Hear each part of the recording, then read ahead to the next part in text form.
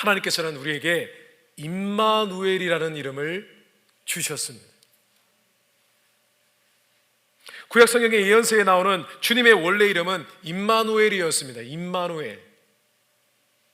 구약 성경에 보면은 주님이 오시기 전에 주님에 대한 예언들이 나와 있는데 거기에 예수님의 이름을 이렇게 증가하고 있습니다. 이사야서 7장 14절입니다. 그러므로 주께서 친히 징조를 너에게 주실 것이라. 보라, 처녀가 잉태하여 아들을 낳을 것이요 그 이름을 임마누엘이라 하리라. 아멘. 임마누엘이라는 이름의 의미가 무엇이죠? 우리가 너무나 많이 들어서 알고 있습니다. 하나님이 누구와? 우리와. 일부 때는 당신과 그러시더라고요. 그래서 당신이 아니고 우리, 나를 포함한 우리, 하나님이 우리와 함께 하신다라는 뜻입니다. 근데 여러분 가만히 한번 생각해 보세요. 이 이름으로 오실 메시아의 이름이 붙여졌습니다. 그런데 구약시대의 하나님은 우리와 함께 하지 않으셨을까요? 하나님은 늘 우리와 함께 하셨습니다. 그런데 왜 오실 주님에 대한 이름을 하나님이 우리와 함께 하신다는 이름으로 하나님께서 말씀하셨을까요? 아시다시피 하나님은 원래 이름이 없으십니다. 성도 여러분, 하나님은 이름이 없으세요. 있으셔도 안 됩니다. 왜냐하면 하나님은 홀로 존재하시는 분이시기 때문입니다. 누구도 하나님의 이름을 붙일 자가 없어요. 그 전에 누구도 없었기 때문에. 하나님은 영원부터 영원으로 계시는 분이시기 때문에 하나님의 이름은 없으십니다. 오죽하면 모세가 하나님의 이름을 물었을 때 하나님이 이렇게 말씀하셨잖아요. I'm who I am. 무슨 뜻입니까? 나는 스스로 있는 자다라고 이렇게 멋있게 해석을 했지만 사실 그 뜻이 아니라 나는 난데 이 뜻입니다. 좀 사투리를 섞으면 내가 낸데 나한테 무슨 이름을 묻느냐, 내가 낸데 그 뜻입니다. 우리는 제호바, 여호와, 성경 창세기 보니까 엘로힘, 하나님을 명명하는 그런 이름이 있다는 것을 알고 있습니다. 그러나 사실 이 이름들은요, 하나님께서 우리에게 가르쳐 주신 이름이 아니라 하나님을 문자적으로 표현을 하려고 하니까 표기할 방법이 없어서 붙여진 이름입니다. 표기를 하기 위해서 붙여진 이름입니다.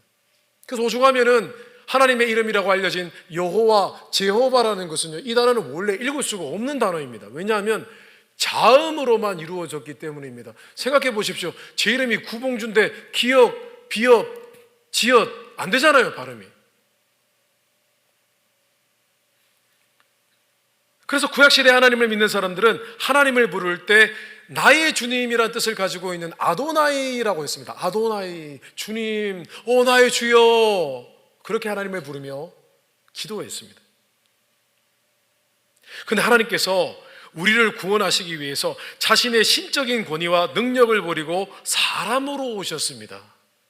이것이 바로 임마누엘, 그 이름, 하나님이 우리와 함께 하십니다라는 뜻입니다. 여러분, 하나님이 사람으로 오신 거예요. 여러분, 사람으로 오셔서 우리와 함께하고 계신 것입니다. 별로 안 놀라시네요. 신학적으로 무소부재라는 말이 있습니다. 무소부재. 하나님은 어디든 계십니다. He's omnipresent. Presence or present. 하나님은 어디든 계십니다. 그런 개념이 아니라니까요, 성도 여러분. 구약시대는 그런 개념이었습니다. 하나님은 전지전능하시니까 어디든 계시는 분이십니다.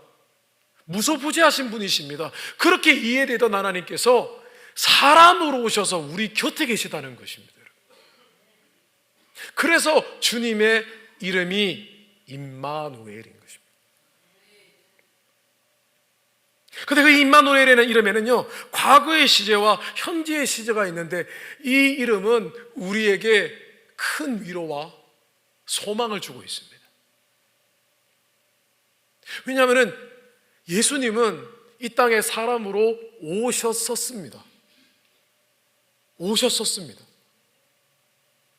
근데 이것이 어떤 의미냐면요, 하나님이 우리의 사람의 입장이 되어 보셨다는 것을 의미를 합니다.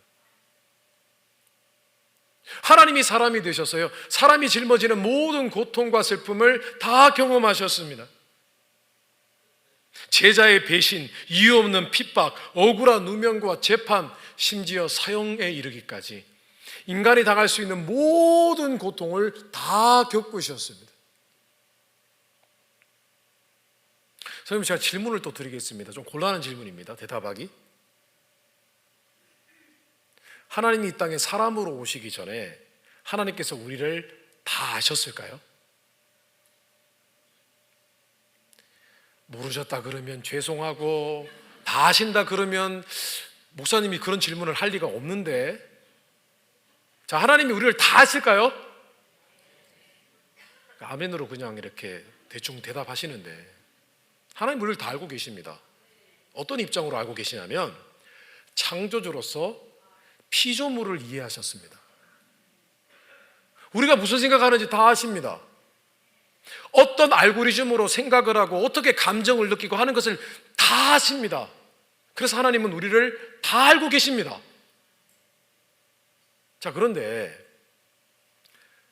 하나님은 사람이 되어 보신 적이 이전에는 없으시잖아요. 그럼 사람의 입장을 아실까요? 안다고 대답해야 될까요? 모른다고 대답해야 될까요? 아니요, 모르십니다. 사람을 다 아시지만 다 모르십니다. 왠 줄 아십니까? 사람도 그 사람의 입장이 되어보기 전에는 모릅니다. 하나님이 사람의 모습으로 오셔서 사람의 죽음을 경험해 보신 적이 없어요. 하나님이 배고파 보신 적도 없어요. 맞죠? 자, 하나님이 하나님으로 계셨을 때는 배고픔이 뭔지 아실까요? 하나님은 배고픔을 느끼지 못하시는데요. 자, 우리가 좀 이렇게 잘 이해를 해야 됩니다. 자, 하나님은 아파 본 적도 없으세요. 그리고 하나님은 연약해 본 적이 있으실까요? 없으실까요? 하나님은 전지전능하신 분인데 언제 연약해집니까? 그런 거 모릅니다, 하나님은. 근데 사람이 되시니까 인간의 연약함이 뭔지 아시는 거죠. 자, 그러니까 하나님은 우리를 다 알고 계시지만 또 인간의 입장에서는 서보신 적이 없으신 거예요. 연약해 본 적이 없다니까요. 성도 여러분, 설득하기 너무 힘들다. 하나님은 연약해 보신 적이 없잖아요. 다 아시지만 다 모르신다고요. 근데 하나님이 사람이 되셨어요. 연약해 보셔봤고요. 전지전능한 분이 연약해 보셔봤어요. 힘이 없다는 게 뭔지를 아셨어요. 전에는 창조주로서 피조물을 이해하셨지만 이제는 사람이 되셔서 사람을 가슴으로 아시는 거예요. 우리 입장에 서서 가슴으로 이해하고 계시는 거예요. 우리의 어려움과 고통을 다 이해하시는 거예요. 심지어 사형장에서 이슬로 사라지는 사람의 입장까지 알고 계시는 거예요. 근데 그 하나님께서요, 지금도 사람으로 살아 계셔서 역사하고 계십니다. 지금도 임마누엘 하나님, 우리와 함께하고 계십니다. 그때는 사람으로 오셔서 우리와 함께 하셨었고, 그래서 우리를 온전히 이해하게 되셨고, 지금은 죽으셨지만 하나님으로 돌아가시지 않고 다시 사람의 몸으로 부활하셔서, 물론 그 몸은 부활한 영화로운 몸이긴 하지만은 여전히 사람으로 남게 되셔서 우리의 입장을 이해하시고 우리의 영원한 중보자가 되셔서 우리와 함께하고 계신 것입니다. 지금 예수님이 우리와 함께하고 계신 것입니다. 성경 말씀에 보니까 참 신비로운 말씀이 있어요. 예수님이 이 땅에서 죽으시고 부활하시고 승천하시기 전에 이런 말씀을 하셨습니다. 내가 약속된 성령을 너에게 보내줄 것이다 라고 하셨습니다. 근데 그 말씀에 덧붙여서 이렇게 말씀하셨습니다. 내가 가는 것이, 내가 가고 성령이 오시는 것이 너희에게 더 똑같다? 더 낫다고 하셨습니다. 왜일까요? 주님이 이 땅에 사람으로만 오셨을 때는 제자들과만 함께 하셨습니다. 다른 사람들은 주님과 온전히 함께 할 수가 없었습니다. 그런데요, 주님께서 승천하시고 하나님의 보좌 우편에 앉아 계시고 우리에게 성령을 온전히 보내주실 때요, 이제는 성령을 통해서 예수님은 자신을 나타내셔서 우리와 함께 하시는 거예요. 그래서 성령을 받은 자들은요, 우리 안에 성령이 있는 자들은 예수님이 우리 안에 있고, 성령과 동행하는 자들에게는 예수님이 동행하고 계시는 것이 된 겁니다. 그래서 인류에 예수를 믿는 모든 자들이 성령과 함께하고, 그들이 성령과 함께할 때 그들은 예수 그리스도와 함께하게 된 것입니다. 여러분, 이것이 바로 임마누엘이라는 이름을 우리에게 주신 역사인 것입니다.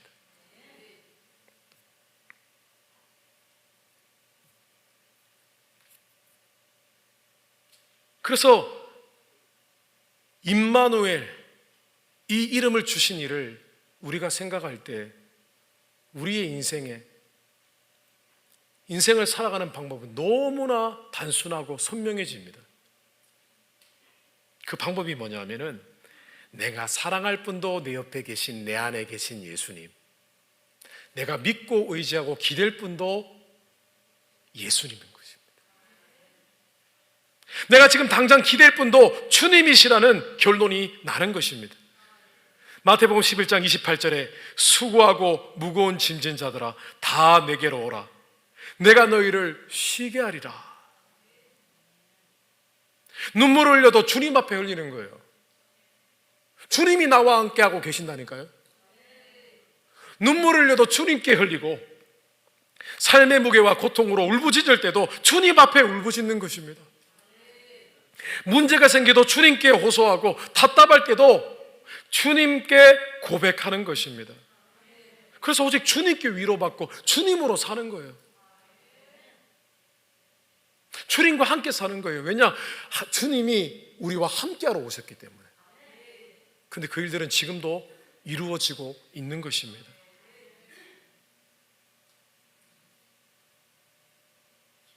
그래서 신앙생활의 가장 중요한 것은 우리와 영원히 함께 하시기 위해서 오신 임마누엘 하나님, 주님과 가까이 있는 것입니다. 가까이 하는 것입니다. 아니, 그분이 가까이 하러 오셨는데 우리도 가까이 해야 될 것 아닙니까? 우리가 예배를 드립니다. 예배를 사모하십니까? 우리가 하나님의 말씀을 읽습니다. 말씀을 사모하십니까? 우리가 하나님께 기도합니다. 기도하기를 기뻐하십니까? 그 모든 신앙의 방편은요, 하나님을 가까이 하는 것입니다. 하나님을 더 가까이 하고 하나님과 더 함께하기 위한 방법과 과정일 뿐입니다. 그냥 하나님과 함께하는 거예요.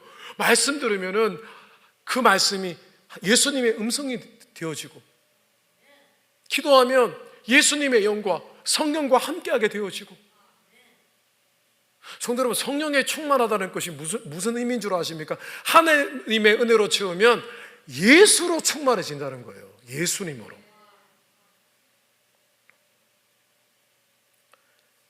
하나님께서 우리에게 임마누엘의 이름을 주셨습니다. 이 이름은 곧 내가 너희와 영원히 함께할 것이다라는 하나님의 약속입니다.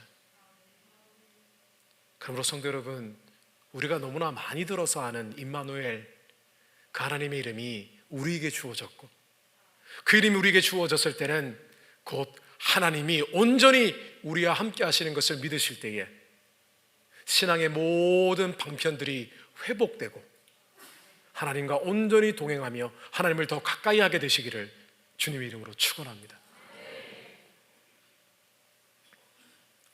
두 번째로, 하나님께서는 예수 그리스도라는 이름을 우리에게 주셨습니다.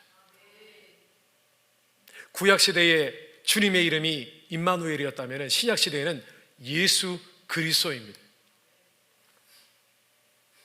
주님은 하나님의 성령으로 잉태되어 이 땅에 오셨습니다. 그러나 예수님은 마리아의 유전자를 갖고 태어나셨습니다. 예수님의 이름인 예수도 그 당시에 흔한 이름이었습니다. 물론 하나님께서 마리아를 통해서 붙여주신 이름이었습니다. 왜 하나님께서는 예수님의 이름을 예수라고 하라라고 말씀을 하셨을까요? 흔한 이름인데요. 독특한 이름 주시지 않았습니다. 왜냐하면 예수라는 이름에 담긴 의미 때문이었습니다. 예수는 여호와의 구원이라는 의미를 가지고 있습니다.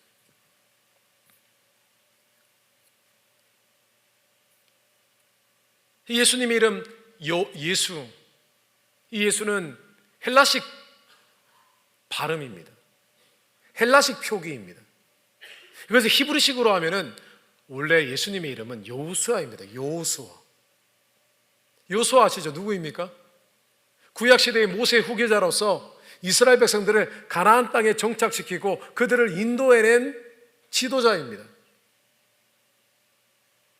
실제로 당시에 구약시대에 가나안 땅에 입성하게 된 것은 오늘날로 치면은 천국에 도착하는 것을 의미를 합니다만, 그 예수님의 이름은 곧 우리가 구원을 받는 것을 의미하는 것입니다. 그 이름을 우리에게 주셨다는 것은 예수님이 자신의 피와 생명을 죄값으로 내어 주시고 우리 죄를 위해 죽으시고 부활하신 이 사실, 이 사건, 이 진리를 우리가 갖게 되는 것을 의미하는 것입니다. 그 예수 이름을 믿는 자, 예수 이름을 부르는 자는 구원을 받게 되는 것입니다. 근데 어디 그것뿐입니까? 마치 여호수아가 이스라엘 백성들을 처음부터 끝까지 요단강 건너서 그 땅에 정착시켰던 것처럼 예수님은 오늘도 구원자로서 우리의 삶을 인도하고 계시는 것입니다. 자, 그런데 예수님께 붙여진 또 다른 이름인 그리스도라는 이름도 예수라는 이름과 그 맥락을 같이 합니다. 히브리 언어로 원래 구원자라는 것은 메시아입니다. 메사야. 근데 이 메시아라는 뜻은 기름 부음을 받았다라는 의미입니다. 하나님의 은혜와 능력으로 세워졌다, 기름 부음을 받았다는 뜻인데, 헬라어로 크리오라는 단어가 있는데 이 단어가 기름 부음을 받고 세워졌다는 의미가 있어서 이 단어에서 파생된 단어가 바로 Christ, 그리스도입니다. 그런데 구약시대에 기름을 붓는 세 가지 직분이 있었는데 그 직분은 바로 왕과 대제사장과 선지자였습니다. 왕과 대제사장은 실제로 올리브 기름을 부었습니다. 기름을 붓고 대제사장직과 왕직을 세움받았습니다. 근데 선지자는 조금 틀립니다. 선지자는 그렇게 세워지는 것이 아니라 하나님의 영, 성령의 기름을 부어서 성령의 능력으로 하나님이 세우시는 직분자였습니다. 그 예수님께서 예수 그리스도라는 칭호를 받으신 것은 예수님께서 지금도 오늘 예수 그리스도를 믿는 모든 사람들을 위해서 왕으로서, 대제사장으로서, 선지자로서 우리를 위해 일하고 계시는 것을 의미하는 것입니다. 예수님이 무슨 일을 하십니까? 지금도 왕으로서 우리의 삶을 다스리시고 통치하시고 주관하고 계십니다. 세상에 우연에 일어나는 일은 없습니다. 하나님께서 우리의 삶을 주관하고 계시는 것입니다. 히브리서 말씀해 보니까 예수님은 우리의 영원한 대제사장 되셔서 지금도 우리가 회개할 때 우리의 연약하고 악한 상황을 하나님 앞에 변호하시고 우리를 중보하신다고 말씀하고 있습니다. 그런데 우리가 그냥 회개하면 용서받는 것 아닙니다. 우리가 회개할 때 예수님이 대제사장으로서 우리의 입장을 하나님 아버지께 말씀드리며 우리의 죄를 용서하시고 징계받을 일도 사하시고 우리를 지금도 매시 매분 몇 초마다 우리의 삶을 중보하고 계시는 것입니다. 심지어 예수님은 선지자로서 선지자가 했던 일이 무엇입니까? 기적을 베풀고요, 병자를 고치고요, 삶의 문제를 해결하고 하나님의 말씀을 직접 받아 전했던 일이 선지자직이었습니다. 그런데 예수님이요, 오늘 우리 삶의 선지자로서 서 계시고 있는 것입니다. 우리의 삶을 다스리실 뿐만 아니라 우리의 삶에 능력을 행하셔서 우리의 삶을 고치시고 때로는 질병도 고치시고 심지어 우리의 신앙생활도 성령을 통해 우리에게 말씀을 주셔서 우리의 신앙생활을 이끌어가고 계시는 것입니다. 오늘 말씀을 보니까요, 그 예수 그리스도의 이름의 의미를 분명히 알 수 있는 말씀이 기록이 되어 있습니다. 오늘 이 말씀, 본문 말씀의 배경은 우리가 너무나 잘 아는 베드로와 요한이 성령을 받고 난 뒤에 그들이 성전에 올라갔을 때의 사건을 기록하고 있습니다. 베드로, 요한이 성전에 기도를 하러 갔을 때 성전 미문에서 나면서부터 걷지 못하는 사람이 구걸하는 것을 보았습니다. 마음이 너무 안 됐습니다. 긍휼한 마음이 생겼습니다. 그래서 베드로가 어떻게 합니까? 은과 금은 내게 없거니와 내게 있는 이것을 내게 주노니 나사렛 예수 그리스도의 이름으로 일어나 걸어라 라고 했습니다. 다른 이름 아닙니다. 그저 예수님의 이름과 권세와 능력만 선포했습니다. 어떤 일이 났습니까? 갑자기 그의 다리가 치유되어서 벌떡 일어나게 되었습니다. 예수 그리스도의 선지자직이 선포된 것입니다.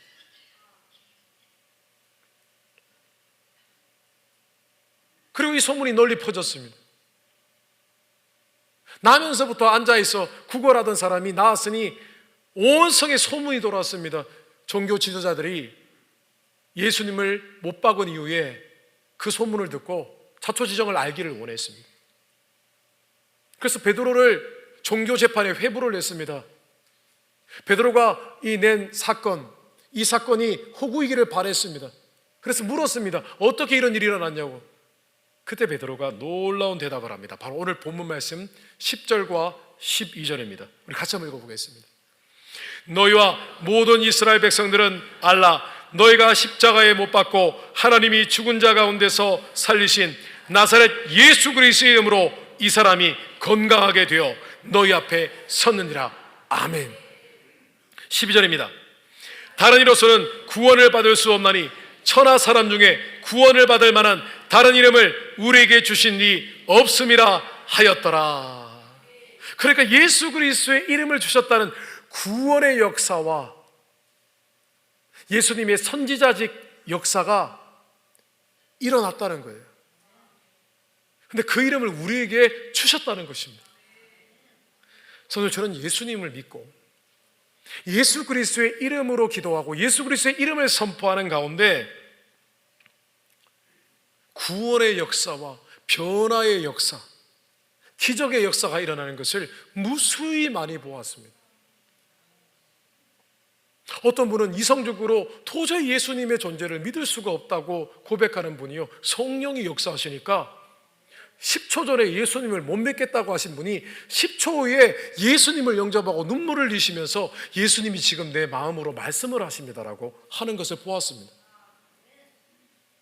말도 안 되는 일이죠. 그러나 하나님이 이 땅에 오셨을 때, 임마누엘 예수 그리스도의 이름을 우리에게 주셨을 때 이 역사가 일어나는 것입니다. 예수님이 역사하시는 것입니다.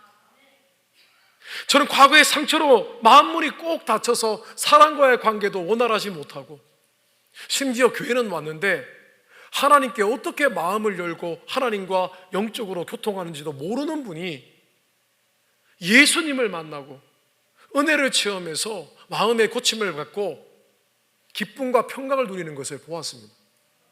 얼굴이 바뀌었어요. 늘 우울한 얼굴이었는데 얼굴에 화색이 돌아요. 계속 웃으십니다.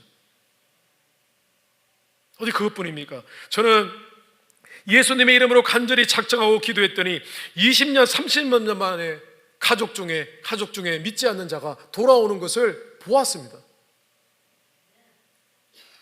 도저히 설명할 수 없는 일입니다. 하나님이 그 사람과 함께하지 않으셨다면 있을 수 없는 일들이 일어나는 것을 저는 보았습니다. 어떤 분들은 기도하던 자들이 갑자기 문제를 해결받았습니다. 상황이 나아질 것이 아무것도 없는데 하나님께 기도했더니 갑자기 상황이 역전이 되어버렸습니다. 어디 그것뿐입니까? 어떤 분은 마음의 자유함을 얻는 분도 계셨습니다. 평생을 어떤 사건으로 인해서 죄의식과 죄책감에 사로잡혀서 살았던 분이요, 하나님의 은혜를 경험하고 주님을 만나고 주님의 이름을 부르는 순간 그 죄의식과 죄책감이 눈녹듯 사라져 버렸습니다. 그런데 저는 이 간증들이 저와 저의 가정의 간증이고 모든 성도님들의 간증인 것입니다. 뭐 전도 따로 하라고 할 필요가 없어요. 예수님의 이름을 받은 그 삶, 그 삶이 곧 증거이고 간증이 되는 것입니다. 그러면 전도가 되어지는 것입니다.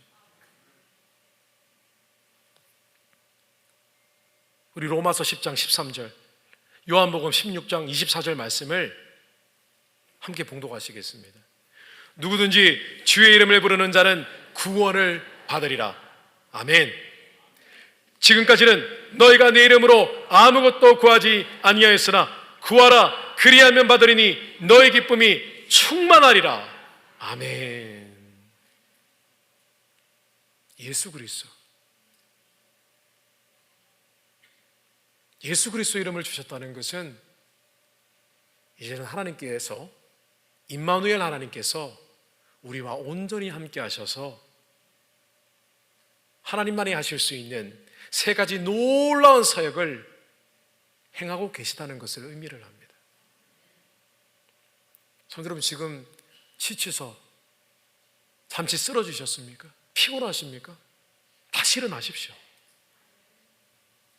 예수 이름을 의지하고 주님만 바라보면 됩니다. 하나님께서 역사하십니다. 선지자로 역사하시고 대제사장으로 역사하시고 왕으로서 역사하셔서 우리의 삶을 이끌어 가시는 것입니다. 오직 예수 이름을 부르시고 다시 담대히 일어나서 주님 앞으로 나아가게 되시기를 주님의 이름으로 축원합니다. 하나님께서 역사하실 것입니다. 말씀을 정리하겠습니다. 올해 기도를 했습니다. 하나님, 내년에는 어떤 말씀을 붙잡고 주님 앞으로 나아갈까요? 저는 팬데믹 이전에는 교회의 표요 같은 걸 그렇게 좋아하지 않았습니다. 뭐 그 표요가 필요하나, 말씀과 기도만 있으면 되지. 근데 올해부터 표요를 삼고 나아가기를 시작했습니다. 근데 올해 기도를 하는데 하나님께서 제게 주신 단어는, 말씀은 능력, 하나님의 능력이었습니다. 오늘날 많은 크리스찬들이요, 너무 현실적으로 바뀌었어요.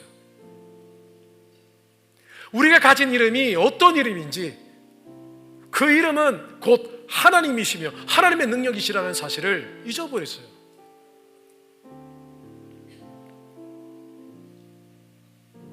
어쩌면 이 능력이라는 주제로 특세를 시작할 텐데 이미 오늘부터 그 주제에 관련된 하나님의 말씀이 선포되고 있는 것입니다. 저는 다시 예수 이름을 붙잡으십시오. 예수 이름이 능력입니다. 구원을 일으키는 능력, 복음이 능력이라고 했지 않습니까? 예수 이름이 우리의 삶을 주관하십니다. 이 능력이라는 단어, 그 이름의 능력을 붙잡으실 때에 2024년도에 새로운 일을 행하실 하나님의 은혜를 경험하게 되시기를 주님의 이름으로 축원합니다.